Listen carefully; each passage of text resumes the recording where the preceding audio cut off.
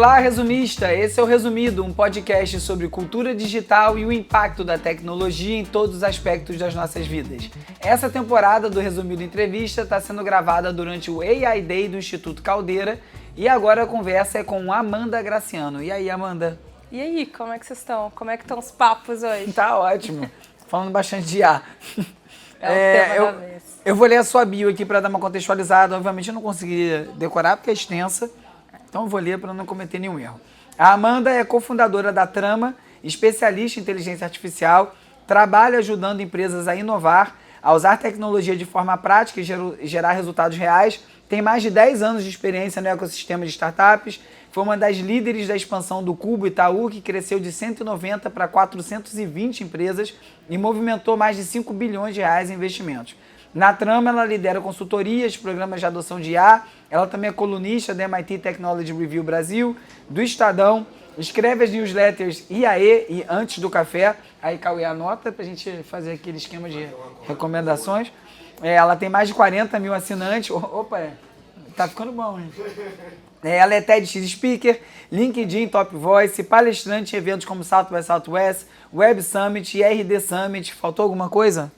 A gente faz muitas coisas. Eu durmo 8 horas por dia. Tenho Como? Com essa quantidade de coisa? Não, eu durmo 8 horas por dia.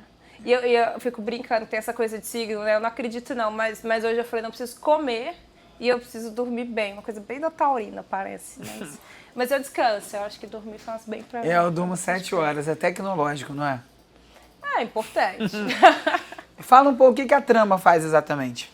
Hoje a Trama a gente apoia pequenas, médias e grandes empresas nos seus desafios de processo, mas especialmente desafios de adoção de tecnologia que comprometem o crescimento do negócio. Então eu brinco, a gente fala muito no dia a dia que assim, a gente só pega projetos em que isso vai mexer no final do dia, ou no EBITDA, ou no faturamento, essa empresa vai crescer, revenue share, vai crescer a expansão dela dentro do mercado. E aí os projetos eles são bem customizados, então a gente tem muitos projetos de adoção de inteligência artificial nesse momento, que no final do dia são projetos de processos, mas a gente também tem muitos projetos sobre letramento digital, o que a gente vai fazer com essa ferramenta e com as outras, né? Porque pensa que há 5 anos atrás a gente passou por um grande processo de transformação digital também, mas assim, aconteceu, nem todo mundo acabou adotando. Então, qual processo esse? A de pandemia? Transformação digital. Mas qual há 5 anos? Durante a pandemia houve uma pressão para que as organizações se digitalizassem. Exato. Né? Então, nos últimos 5 anos aconteceu isso e agora tem uma revolução assim de 1 ano de IA, mas não quer dizer que todas as organizações fizeram essa adoção de fato. E na Trama a gente trabalha com projetos assim, eles são uma mescla de consultoria tradicional com uma consultoria com uma pegada de tecnologia. É tudo bem customizado, é legal porque cada projeto é praticamente único, é filho único. E quando você faz esse tipo de projeto em implementações em empresas que já têm um perfil mais tecnológico, já tem uma cultura mais ágil, é um pouco mais fácil, entre aspas. Como é que é quando você vai para setores que são muito regulados? Saúde, e onde essa exigência de velocidade que a gente herda do Vale do Silício, tudo acontecer muito rápido. Como é que você traz inovação para ambientes onde a velocidade não é bem-vinda? Não é bem-vinda não, ela não é possível. Eu trabalhei com saúde há muito tempo, né? Eu costumo dizer que célula multiplica mais rápido que download de aplicativo, assim. Então é rápido, doença se espalha mais rápido, né? Então tem que ter cuidados. Especialmente nesse momento, ter um mercado bem regulado também contribui com a velocidade da coisa, porque quando ele é regulado, especialmente da saúde, por exemplo, uso de dado da população dos seus pacientes. Quando você já tem isso mais ou menos regulado, fica mais fácil você saber o que você pode usar para depois você pensar qual é o tipo de ferramenta. O limite está O limite contribui para a gente saber como é que essas coisas vão ser usadas. Especialmente agora no uso na saúde, você consegue dar laudos mais rápido, você consegue acompanhar a saúde do seu paciente como um todo, os exames, porque o paciente, a gente é ruim também nisso, né? Não tem um lugar para a gente fazer a gestão das nossas informações.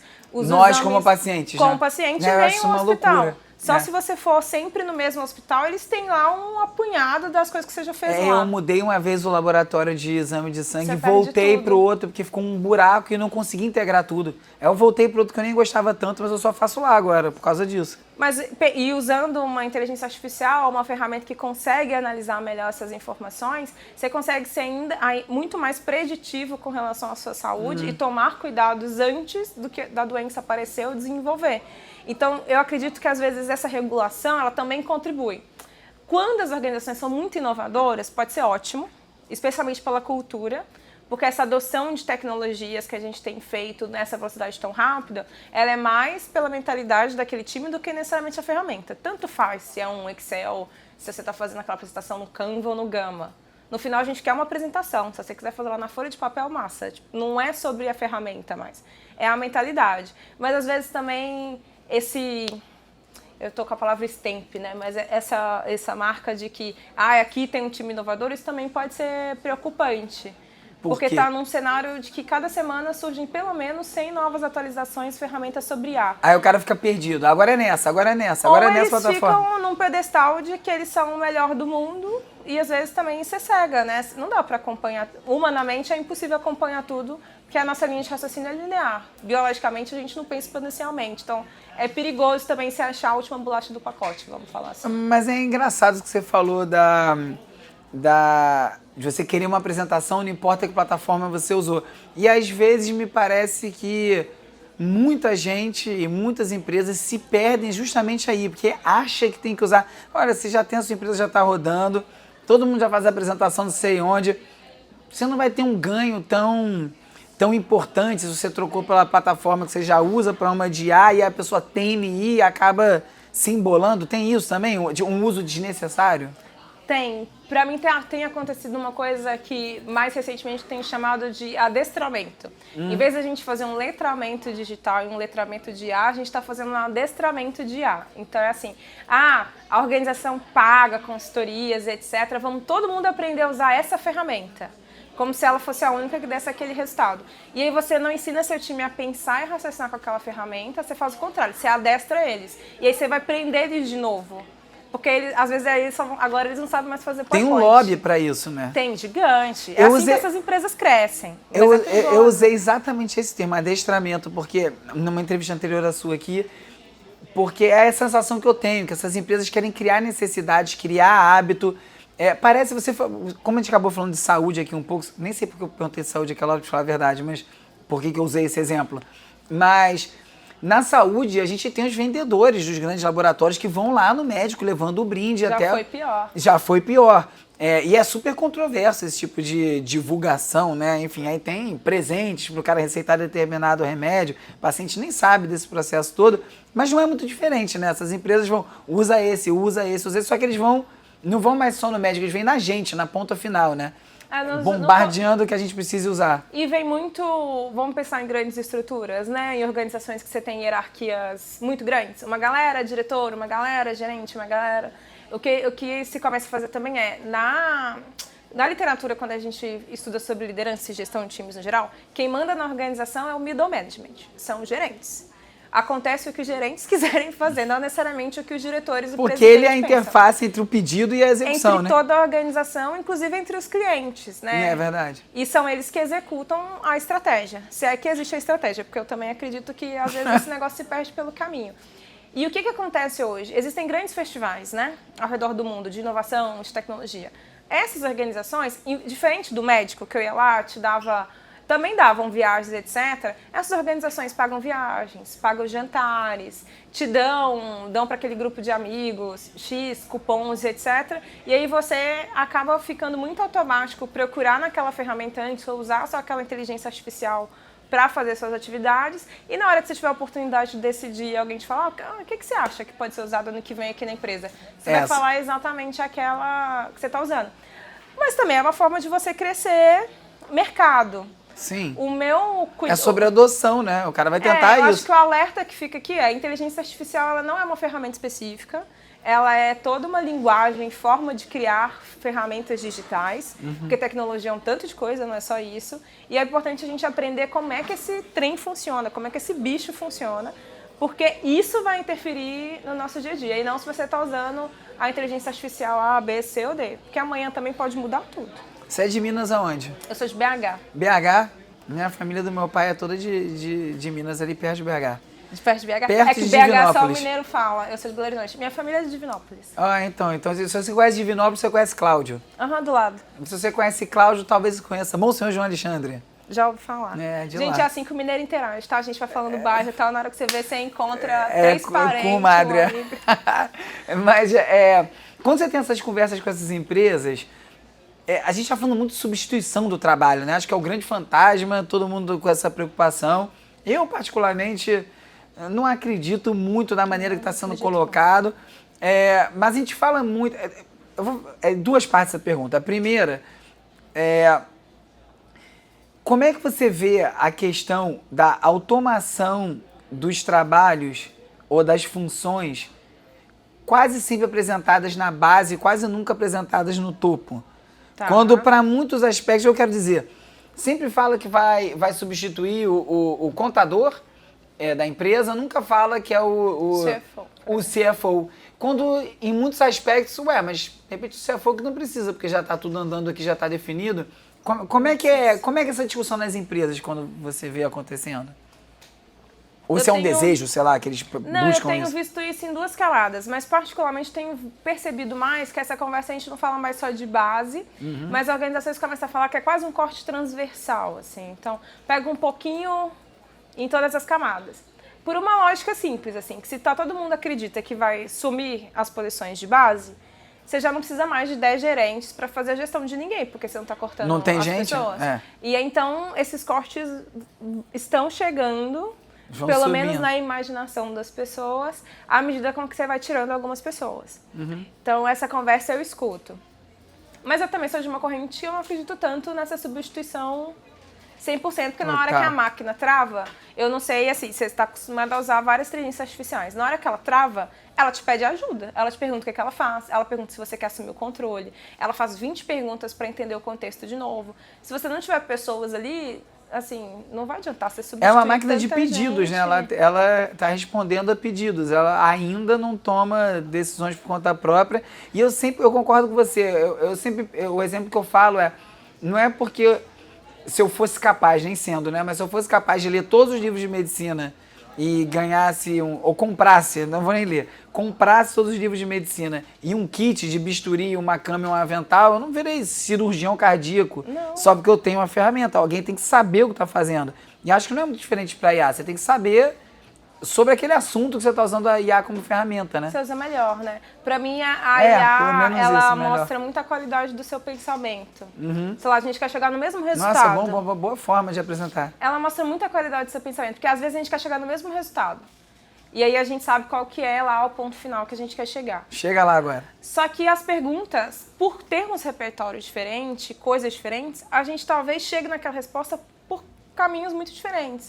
Então ela reage, né? Como que reagir é uma coisa muito humana, mas vamos dizer assim que ela reage... Abaixo a antropomorfização. A nossa... ela reage às coisas que a gente vai conversando com ela. E aí diz muito sobre a qualidade do pensamento das pessoas. As pessoas que são muito rasas, não têm repertório, elas chegam nesse ponto de uma forma. Quem tem um pouco mais de repertório, a experiência, entende o mercado, o setor, é lógico que aquele negócio vai ficar bom, porque você está dando muita informação para que ele organize de uma forma X, porque todas as ferramentas organizam de forma muito parecida, né? No final, assim. Sim. É que é tudo igual, né? Embora seja muito diferente... mas é tudo igual. É tudo igual. E aí, depende da qualidade do time. Eu tenho um amigo que ele brinca e fala assim, ó, quem é ruim vai ser ruim mais rápido e quem é bom vai destacar muito. As pessoas que são de fato geniais, porque tem gente que é diferenciada mesmo. Sim. Essas, usando inteligência artificial, a gente vai ver que vai descolar mais rápido da média. Que provavelmente está usando para tirar algum atrito, não é para ter a solução, né? É uma coisa que ele já sabe, só quero que acelere, né? Para mim tem um uso muito interessante da inteligência artificial, que é a minha linha de raciocínio ela não é linear, nunca foi. Isso sempre foi um desafio, especialmente no mundo corporativo.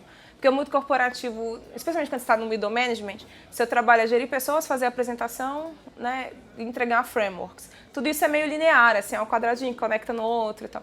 E a minha linha de raciocínio, ela não é assim. Eu geralmente penso no negócio no final e volto e tenho que descobrir como que explica e tal. Então eu tive algumas dificuldades ao longo do caminho e me comunicar virou uma excelente alternativa para eu conseguir explicar tudo que estava na minha cabeça, porque eu penso muito mais rápido. Não mais rápido que a média, mas eu penso mais rápido que eu consigo falar. E aí, usar a inteligência artificial é muito legal. Porque eu já conto para ela tudo que eu quero, inclusive e tudo errado, fora da ordem. Uhum. E eu peço, olha, o público é esse. Organiza para mim. Eu preciso que ele entenda dessa forma. Então, me ajuda a organizar. E aí é genial, porque é um processo que eu demoraria 3 dias, uma semana. Esse para mim é o uso perfeito de IA. É o que eu faço, é esse. Eu consigo ter um bom resultado se tudo do pedido saiu da minha boca. Tipo, eu gosto do áudio do ChatGPT. Ficar falando e organiza isso que eu falei. Não quero saber nada que você achou, onde você procurou. Eu só quero que você organize isso aqui que eu falei dessa forma. E acaba facilitando para isso, né? Especialmente quando você tá lidando... Você entende qual que é a forma que o público final que você vai interagir pensa. E você consegue já deixar a linguagem, né? Porque tudo que a gente faz é sempre sobre o outro, né? Você tem um cliente, você tem que entregar pro seu cliente. Você está se comunicando nas redes sociais, sei lá. Sim. É sempre sobre o outro. Se você quiser dar certo, pelo menos você está pensando no outro. Especialmente quando você tem um negócio, né? Você precisa falar a forma com que o seu público final vai entender, não a forma só que você quer se comunicar. Sim. Então, eu acho, para mim, o melhor uso da inteligência artificial é essa. Mas tem um outro caso, quando a gente fala de pessoas, que é a IA ela é uma ótima ferramenta para automatizar processo. Porque processo tem passo a passo. Uhum. E aí, o grande medo das pessoas talvez seja esse, porque a galera ficou muito boa em processo e muito ruim de gente. Manda a IA lá fazer uma gestão de um time, 10 pessoas, geração diferente. Vai descobrir que o cara brigou com um amigo ontem, que o time perdeu e tá sem cabeça. Mas fazer a gestão de processos dá. Sim. Assim, pagamentos acontecem no Brasil, na contabilidade, dia 15 é uma coisa, dia tal você emite outra não. Tem várias coisas que são só processuais. Realmente essas, eventualmente, a gente vai acabar substituindo por uma máquina. E o que você vê de demanda nas empresas, conversando com as empresas? De demanda processos, especialmente as empresas que são muito grandes, por lidar por um volume muito grande de informação e etc. Uhum. Eu vejo uma curiosidade, às vezes barra desespero, que é o como que a gente lida com essa ferramenta.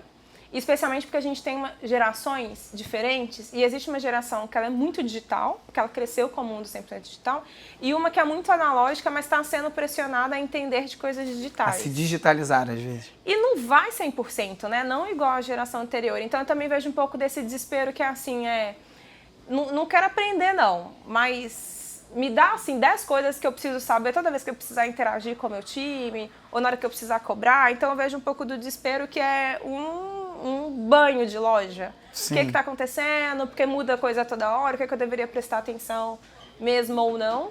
E de tempos em tempos eu tenho percebido que o cenário geopolítico também impacta, especialmente quem trabalha em multinacional. Há uma tarifa em outros lugares do mundo, uma guerra em lugares pontuais. A gente tem tido muitos conflitos em hubs, né? Em lugares que se conectam de alguma forma com boas partes do mundo. E aí eu vejo o pessoal, será que isso tem a ver com tecnologia? Não tem? Tem, gente. Geralmente tecnologia, comida e energia. As brigas, elas são sempre pro controle de uma dessas coisas ou as três ao mesmo tempo. Para controlar todo o resto. Para controlar, eventualmente, todo o resto. Mas eu vejo na parte de gestão as pessoas perdidas sobre, e aí, onde que eu puxo o fio? É um GPT mesmo? Ou eu deveria estar olhando para outro? Eu contrato um software de tecnologia ou põe meu time para fazer as coisas no Lovable? O que é mais seguro, dado o número de volumes de informação que eu preciso gerar? São, de certa forma, até superficiais as dúvidas. São problemas bem básicos. Mas é normal, né? Se você não sabe andar, não tem como correr, assim. Às vezes a pessoa quer, mas aí cai. Então a gente tá bem no beabazão, para aí a gente começar a falar de coisas que são mais importantes do que esse primeiro passo. E para fechar, pensando no efeito centauro, você vê um humano potencializado pela máquina ou a máquina acabando ditando os processos? Para que caminho você acha que a gente está indo com o IA? Hoje, eu acho que a máquina ditando os processos. Você acha que a gente já está assim? Eu acho que sim. Acho que mas porque é muito fácil, né? Uhum. É fácil e você gasta menos energia. No final do dia, o nosso corpo ele foi meio criado para sempre evitar estresse, etc. Sim. Mas para mim o melhor cenário seria que se a gente conseguisse usar isso muito bem, a gente vai para outro patamar, assim. Mas a gente chega lá? Eu acho que algumas pessoas vão chegar. Meu medo é que essas pessoas sejam pessoas ruins, sabe? Que elas controlem... Tudo de novo. É um cíclico, né? A humanidade, a gente tem o dom de tempos em tempos fazer a mesma coisa com uma roupagem diferente. Mas se a gente conseguisse usar a IA para potencializar, acho que a gente tem um horizonte de mercado, de coisa para fazer, de aproveitar a vida num outro lugar muito interessante. Muito bom. Amanda, obrigado demais. Vou ter que deixar aí, que você tem a sua palestra para fazer aqui no evento ainda. Espero que a gente se encontre novamente e falar um pouco mais sobre isso tudo. Vai ser ótimo, vai ser um prazer. Vai que não mudou, melhorou um pouquinho as coisas, a gente vai poder falar depende de quanto tempo vai demorar essa conversa. Sim, vai ser um prazer. Obrigado. Obrigada pelo papo. Valeu. Esse episódio foi gravado durante o AI Day do Instituto Caldeira. O resumido é produzido e apresentado por mim, Bruno Natal. O roteiro é escrito por mim e pelo Agenor Neto. O Cauê Marques coedita a newsletter O Futuro Explicado e as redes sociais, que contam com animações do Peri Selmanman e design do Felipe Araújo. A gravação foi feita pelo Save Studio no estúdio pop-up do Caldeira, a foto da capa é do Jorge Bispo e o tema original foi composto pelo Gustavo Silveira. Eu sou o Bruno Natal, obrigado pela audiência e semana que vem tem mais Resumido.